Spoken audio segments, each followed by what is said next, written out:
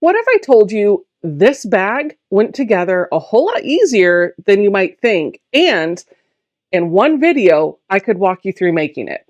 Hey friends, welcome back to my sewing room. My name is Becca, and that's exactly what we are going to do today. We are going to make the Holland pouch from Center Street Quilts. If you guys missed it back in December of 2023, I did another video tutorial for one of the other bags that Christina from Center Street Quilts made. It was the Hemingway pouch, and that was such a hit that I thought, why not do a tutorial for the other bag pattern that I really love by her. So today we're going to dive into this.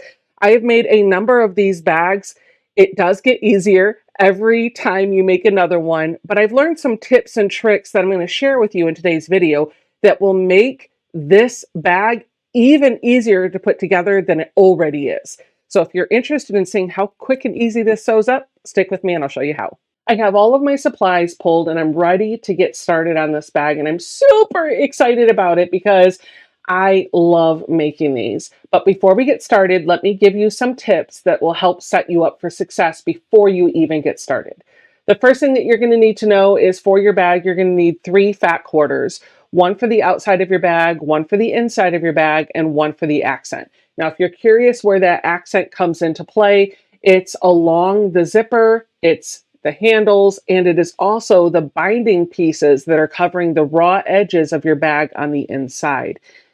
My pro tip for you is if you choose the same fabric to be your accent as well as your lining, then those raw edges are just going to completely blend in and give you a more polished finish when the bag is done.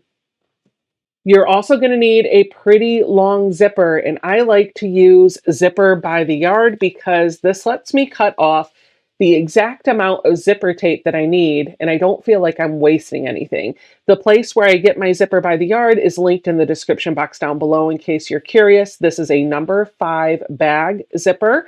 That means that the teeth and the zipper pull are just a little bit bigger than the individually packaged zippers you're going to get at Joann's or Michael's. And that's going to make it easier to get this head back onto the zipper tape because we are going to take this zipper apart and the head is just kind of hanging out by itself. I have a really cool trick that I've learned by working with these zippers that's going to make it easy for you to put this onto the zipper tape without any additional tools. So you'll want to stick around for that. You're also going to need some interfacing for this bag. You're going to need some SF101, which is a lightweight woven fusible interfacing. This is going to go on the back side of the fabric that you use for your handles. That gives it a little bit more body and makes it a little bit more sturdy, so it's just not floppy fabric. And then you're going to need something to put between your outside and inside fabrics to give your bag a quilted look. Now, the first bag that I made with this fabric, I used quilt batting. This is a scrap piece of Dream Cotton Bamboo Blend, which is a low loft quilt batting. You can see that the bag still has a good shape to it. It stands up on its own. And I would actually recommend using quilt batting if that's all you have. I am going to use some by Annie's Soft and Stable. This is a foam batting. I think this is going to give the bag a more polished look. And at the end of the video, I will let you see the bag that I made with the quilt batting versus the bag that I made with the foam batting, and you can decide which one works for you. So that's everything that you need to get started. I'm going to take my fabric over, get it pressed, make my quilt sandwich, and get it quilted up so we can get started working on the bag.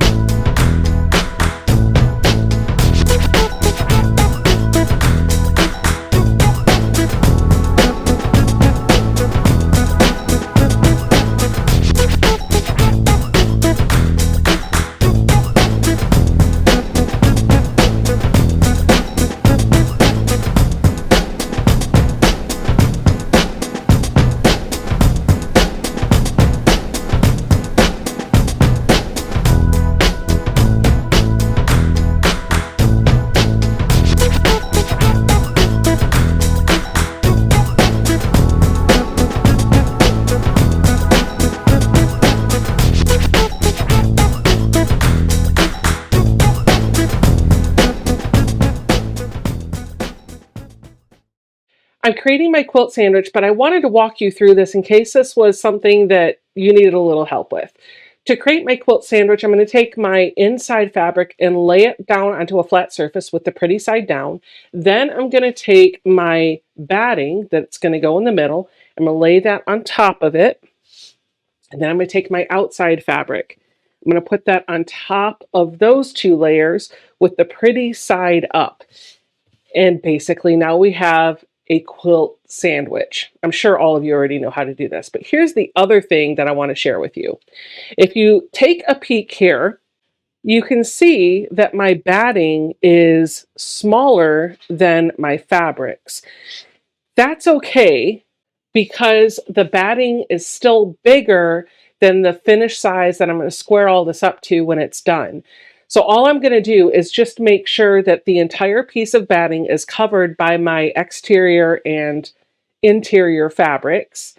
And then I'll just make sure everything's lined up. I'm going to come in with a ruler and a rotary cutter and trim off the excess fabric all the way around all four sides of that batting, because I can feel, when I run my hand over this, I can feel where the batting is and where it isn't. So I'm going to use my hands as a guide to clean this up. Need my rotary cutter. This really isn't going to save me too much fabric, but what it is going to do is reduce some of the bulk that I have to manipulate getting under the machine while I'm doing the quilting. If you're curious, I am using a charcoal liner pen. This is a little marking utensil that is filled with chalk dust, and it has a retractable blade in it with some holes in it. So as I roll this across my fabric, it's leaving a small trail of chalk dust on my fabric. I find this is the best tool for marking darker fabric. I can see it. It is very temporary, but it sticks around just long enough for me to do whatever needs to be done. There are a number of different tools that you can use on the market to mark your fabric. Use a sliver of soap. You could use an air-soluble pen, a water-soluble pen. You could even use a friction pen. Just make sure that you test your marking utensil to make sure it doesn't ruin your fabric. All right, let's kick this into high gear and get this quilted. Now that we have this all quilted, we're going to trim this down to the size that the pattern says for the bag that we want to make. And because those dimensions are so large, I'm going to use my cutting mat as my cutting guide. The next step I'm going to do is prepare all of my accent pieces, and that begins with the pieces that we're going to use for the handles. This is where our SF101 comes in. I already have one of my handles with the interfacing on it, and it adds a lot of body and stability to our fabric. I want to show you how I did that. I'm going to bring in my SF101 and lay it down so that the bumpy side is up, and then I'll bring in my handle piece and lay it down with the wrong side of the fabric touching that bumpy side of the interfacing. And then I'm going to come in with a hot dry iron, and I'm just going to press down along that whole piece just for a few seconds in each area. And I find if I keep the iron moving a little bit, it doesn't scorch my fabric. That'll get the glue from the SF101 melted, and it'll cause the interfacing to adhere to the back of the fabric, giving you that nice body. This is still a little warm, so I'm going to set this aside, and now let me show you how we're going to fold it. We're going to take one of the pieces long ways and fold it in half. And then you can come in with your iron just to give that fold a nice crease. You're going to open it back up. While that's cooling, I'll go ahead and do the other one.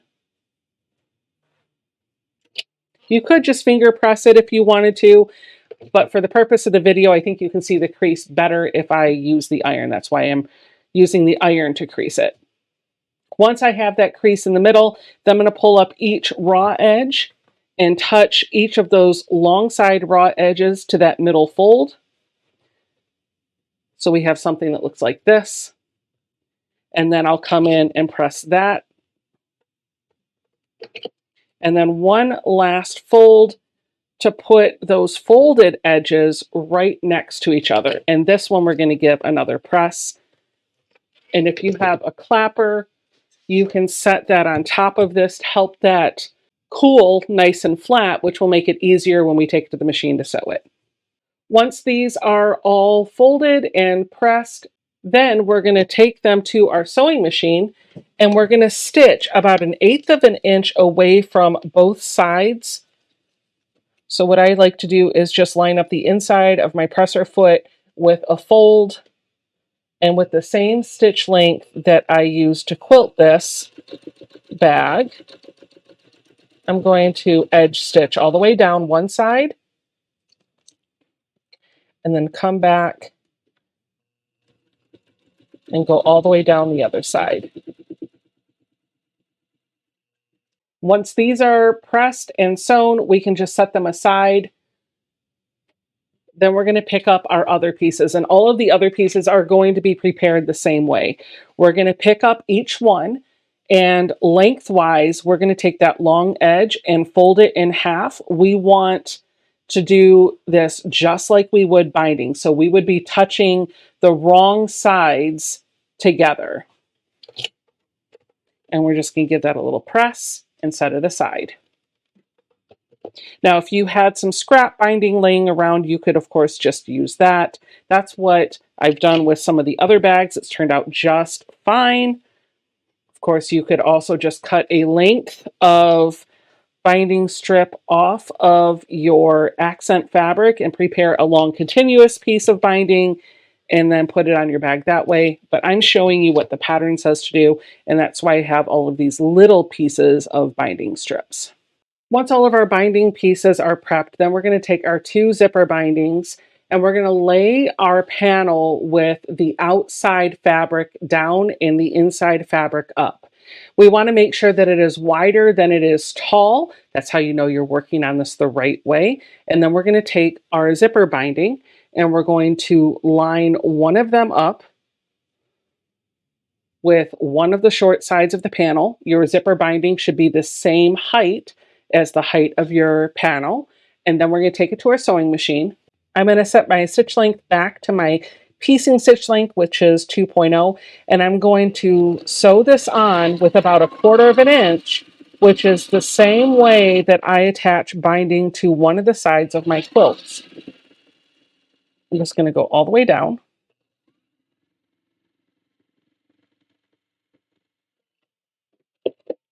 And then I'll turn this around, grab my other zipper binding, and do the same thing to the other short edge. Once I have my zipper bindings on, I can press them out. I'm just going to use my hands to fold them over. I'm going to flip this so that the outside fabric is up, and I'm going to pull this zipper binding around to the front, and I should have a really nice thick binding along that short edge. I'm going to take this to my sewing machine and I'm going to edge stitch right next to this fold all the way down. For this, I am going to turn my stitch length back up to that 3.5 so that the stitch length on the outside matches the stitch length in the quilting on my bag.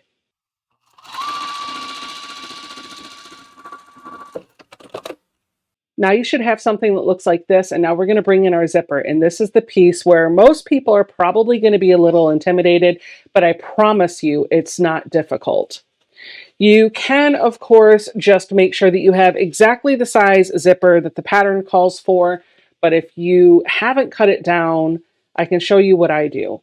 I make sure that my zipper tape is extending past one of the long edges about 1 inch, and then down here at the other edge, I make sure that I have about 1/2 inch or 1 inch or so, I just eyeball it, hanging off of the edge. And then I'm just going to come in with my rotary cutter and cut through that zipper. Now, of course, if you have a zipper that has metal teeth, you don't want to cut so willy-nilly. I am using a nylon zipper, which allows me to sew through the teeth if I wanted to, as well as cut it easily with my rotary cutter and scissors. I'm going to take this zipper tape and I'm just going to very lightly pull at the teeth at one end, and it's going to help me separate this into 2 pieces, which will make it easier to put onto the panel. We're going to take our first piece and turn it around so that the zipper tape is tucked under this binding edge. And the zipper teeth are just right next to that fabric. Then we'll grab some clips. And we're just going to put a few clips on this to hold it in place for us so we don't have to worry about it while we're at our sewing machine. Make sure when you're doing this, by the way, I almost forgot to do this, that you have some zipper tape extending off of both sides of the panel. So it might be a good idea to get your zipper in place and then come in with your clips to hold it all together. Once I have all my clips on my zipper tape, I'm going to take this over to my sewing machine and I'm going to stitch about 1/8 of an inch right along this fold that is next to the zipper teeth. I don't need a special foot to do this. I'm just going to use my default presser foot and everything's going to work out just fine. I am still using that 3.5 millimeter stitch length. If you're worried about whether or not your fabric is too close to the teeth, that's one of the things I always struggled with. Don't be. Sometimes it might look like the fabric is laying right on top of those zipper teeth. It's going to be okay. If you're really worried about it, you can, of course, just leave a little bit of distance between the edge of your fabric and the zipper teeth, and that'll just expose some of the zipper tape when you're putting the zipper on. The zipper head's going to be able to navigate through that just fine. I just wouldn't cover up all of the teeth with your fabric.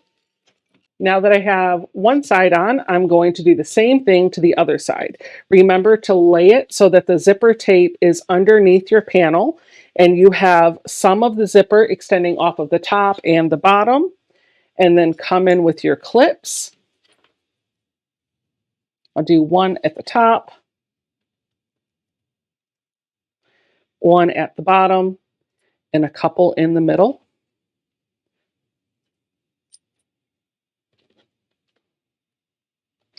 We'll go to the sewing machine and we'll edge stitch this just like we did the other side. Now that we have our zipper tape sewn onto our bag, we're going to take our zipper pull and install it. So I'm going to flip this over so that the lining side is up, and then I'm going to fold the two pieces of zipper in so that they're touching each other and so that these edges of my panel are lined up. My zipper tape is not perfectly lined up at either end, and that's by design. I don't want them to be flush with the edge of the fabric, and I actually find it's easier to have one piece hanging off a little bit further down than the other. What I do to install my zipper is once the zipper teeth are butted up against each other, I grab my zipper pull, and the longer piece that's hanging off, I'm going to thread those zipper teeth into the zipper head. And then I'm going to turn this around so that it's facing me, and I'm going to use the same muscle memory that I use for zipping up a coat, because it's essentially the same thing. I'm going to take the other shorter side, put it into the head of the zipper, and then hold both pieces and just zip up my jacket just like that. Super, super easy. And I didn't need any extra notions to do that. Once my zipper pull is installed on, then I can slide it back down about halfway. And we're going to bring our ruler and rotary cutter in, and we're going to trim off these excesses. So line up with the edge.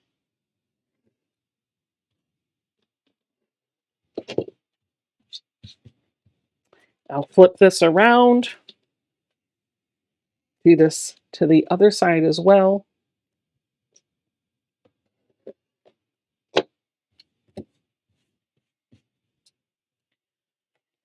Now we have our zipper fully installed. We're about 80% done with this bag. Once we've got our zipper installed, we're going to pull it halfway over and flip the bag inside out. And then we want to find the center mark of our bag and fold it so that the zipper, the middle of the zipper, is perfectly at that center mark. I can do that by grabbing a ruler, lining it up with one end, finding the other end, and figuring out what that middle point is, and just making sure that my zipper is right in that middle. So if this was 10 inches wide, I would want this middle part of the zipper where the teeth are to be at the 5-inch mark all the way across. We're going to turn it back this way. Again, make sure that your zipper pull is pulled to the middle of the bag. Now we're going to grab our 2 end bindings, and these should fit just nicely on the edges of either side of the bag. And we're going to do the same thing that we did when we were putting the binding on for the zipper. We're going to sew a 1/4 inch down, flip it over, and then sew it on the other side, just like you would when you were binding a quilt. Don't worry about the zipper bindings having a bit of raw edge here, because we're going to box the corners of this bag, and the corners where the zipper binding isn't fully finished is going to be cut off. You're not even going to see that. Once our end bindings are installed, then it's time to box our corners. There's a template that you can use inside of the pattern. If you cut it out, you can just place it on your fabric and cut. I'm not going to do that. I'm going to use my ruler. What I'm going to tell you though is the measurement that they give you is intended to be measured from this seam line and this fold. So it's not going to be a perfect square when you actually cut it out. To box my corners, I'm going to put my measurement on that seam and on this fold, and then I'm going to grab an air-soluble marker. You can use whatever marking tool works for you, and I'm just going to trace that on all 4 corners. Once your corners are marked, then you're going to grab some scissors, and this might seem counterintuitive, but it is what you're supposed to do. You're going to cut on those lines that you just drew. Now we have something that looks like this, and it's time to insert our handles. So those 2 pieces that we made before with the SF101, they're the ones that feel nice and thick. We're going to need those for this step. First thing that we're going to do is turn this so that we can work with one of the sides. I take one of those handles and I insert it into the hole that I just made, and I line it up so that the middle of this handle is right lined up with this seam. And then I'm just going to grab a clip to hold this in place for me. Then I'm going to take this other side and line it up so that those cut edges are nice and lined up all the way across. I'm going to start in the middle by adjusting that clip so that it's holding both sides as well as the handle. And then I'll grab a couple more clips. I'll do one on one side and another on the other. And the most important thing here is that my raw edges are lined up. So you should have something that looks like this. I'm going to do that to the other side. But when I do that, I'm going to reach inside of the bag and grab the handle, and I'm going to put the raw edge of that handle right up against the raw edge that I cut, and I'm going to center it just like I did before. It will have a bit of excess inside the bag, that's so that the handle is not flush against the bag and you can actually use it to hold it. And then we're going to do the same thing that we did before. Line up the raw edges, the inside that we cut, put a clip in the middle, and then a clip on either side. I'm going to go ahead and repeat that process for this side as well since I'm here. Now I have all of my boxed corners ready to go to the sewing machine and finish out the shape of the bag. What I like to do is take this to the sewing machine and sew 1/8 of an inch away from those lined edges so that I don't have to deal with the clips. I'm going to do that on all 4 corners. I am doing this with a 2.0 stitch length, and that is the stitch length I will be working with for the rest of the project. Now, I do want to let you know when you get to that middle area where the handle is and that other seam is, it is going to be really bulky. So make sure you slow down and you go slow. It's also not a bad idea to put a heavy duty needle inside your machine, like a 90-14.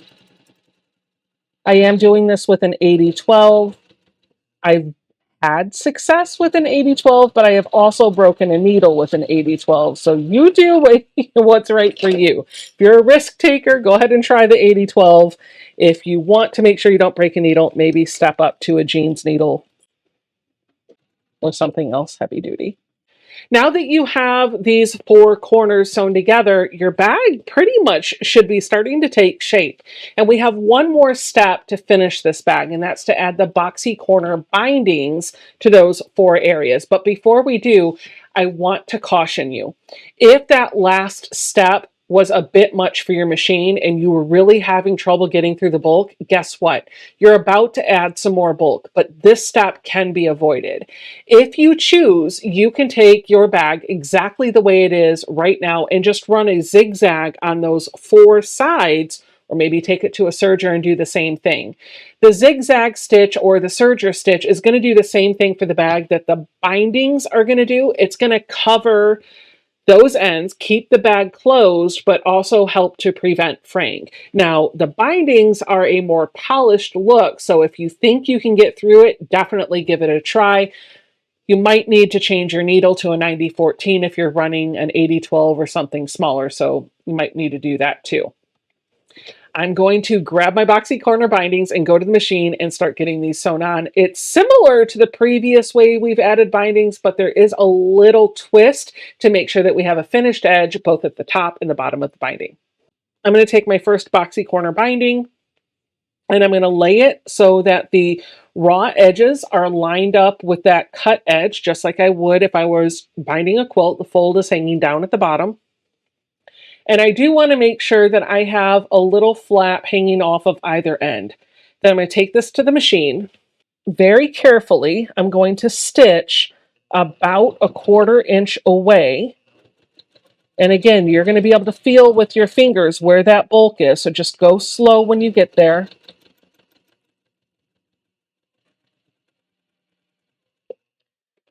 Once that's done, we're going to flip it over. And I like to do this thing, I don't even know how to explain it, but I fold in the side and flip it up, and then I tuck it down. And what that's doing is keeping all of those raw edges tucked into the binding. Do the same thing over here. Tuck it in, fold it at an angle, and then I'll just clip it in place. Then I'm going to take this back to the sewing machine and I'm going to stitch along that fold. And just like that, we're all done. We're going to reach inside the bag where we left our hole because our zipper was partially open. I like to open it all the way, and then I'm just going to turn this right side out. I'm going to take a couple of minutes to use my fingers or some other blunt object that maybe has a pointed end to pop out those four corners. Actually, I guess there's 8 because you have a top and a bottom for each of the four corners. This is what's going to give your bag a little bit of shape. And then, of course, if you wanted to really make the definition of the bag stand out, I learned this trick from Sarah Lawson from Sew Sweetness. You can take this to your iron and give it a good press. When we zip up our bag, it's all put together.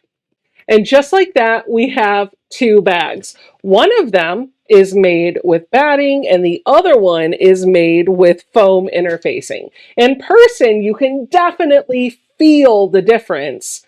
And I feel like just looking at them, you might be able to see the difference too. The foam bag has more shape, more substantial oomph to it, and the batting one feels a little bit more flimsy. They both work though.